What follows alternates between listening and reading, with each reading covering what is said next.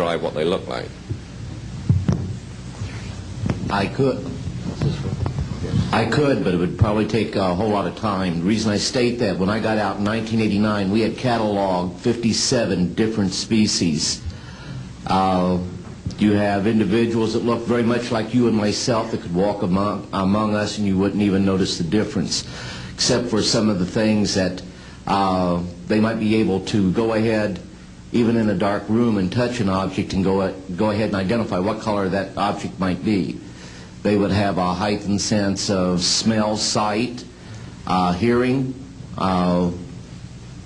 The situation is that you have various types of what we normally call grays. We didn't call them grays in the military, but you had at least 3 types of the grays.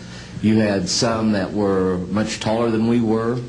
The unique thing that I'd like to point out for the most part is that the entities that we did catalog were in fact humanoid. Now this created a situation where the scientific community was trying to figure out why that would be the case, because you would expect that if life evolved on other planets that they would take on some type of other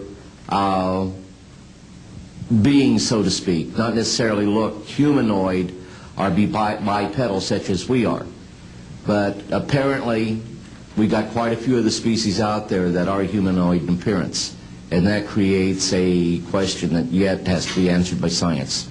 One of the things that comes up frequently, Linda, is this whole question of different kinds of ET life forms. And many people will ask, well, gee, are they all humanoid? And they don't really use that term properly.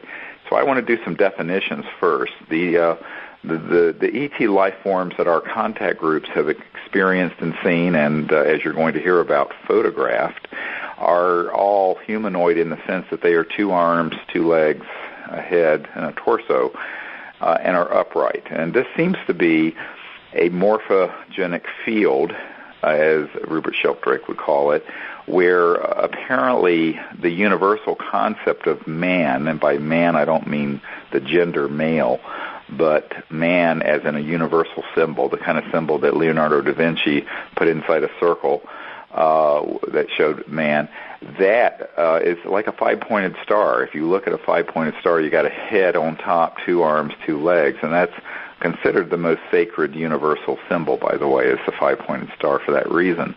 And I think that this is a universal morphogenic field that works, and once, according to the Rupert Sheldrake's morphogenic field theory, is that because the whole cosmos is awake, and because the whole universe is a conscious quantum hologram where the fullness of intelligence is present at every point in space and time, that when a certain pattern begins to evolve and work, it then gets replicated at remote places without any linear contact. It's sort of like the 100th monkey phenomenon, where an island with a group of monkeys learn a new social skill or hunting skill or what have you, and they will find that at the same time a group of monkeys on another island that had no direct contact begin doing the same thing, that there's this sort of collective great conscious integrating switchboard in existence that integrates everything happening, and that when something works, it replicates and is used at remote places. And it seems that higher intelligent life forms, rather than being, like a circular jellyfish or what have you, tend to be these humanoid in shape. Now, and of course, in the pop culture, everyone thinks of the big bug-eyed grays or the reptilians, which, of course, ironically, are the ones that are man-made program life forms that are genetically created creatures. And many people that have worked in those projects have come forward to describe to us exactly how that's done. So the irony is that the public perception of ET is actually the disinformation man-made image, and the actual ETs that have been retrieved aren't very much like that, although there are a couple species that might roughly fit into the shape and size of what might be called quote-unquote a gray or what have you, but that they are more than just that. There's a whole range of beings and some of them obviously have descended from different types of creatures to